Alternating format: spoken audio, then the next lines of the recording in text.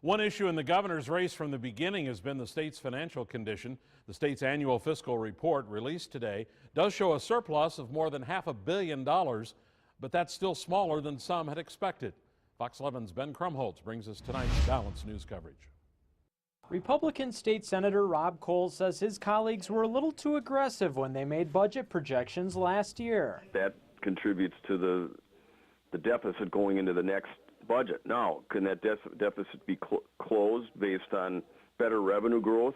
We'll find out. The facts show Wisconsin ended the fiscal year in June with a $517 million surplus. That's about $207 million less than the legislature's projection.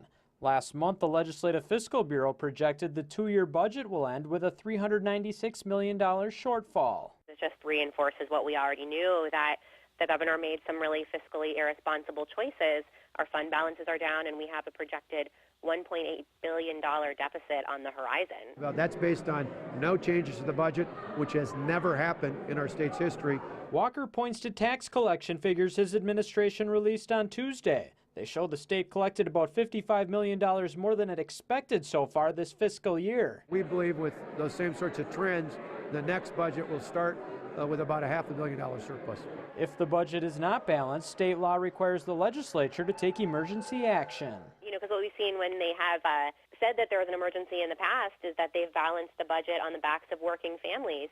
And so I certainly hope that's not what we see again. The two-year budget cycle ends in June. Ben Krumholtz, Fox 11 News.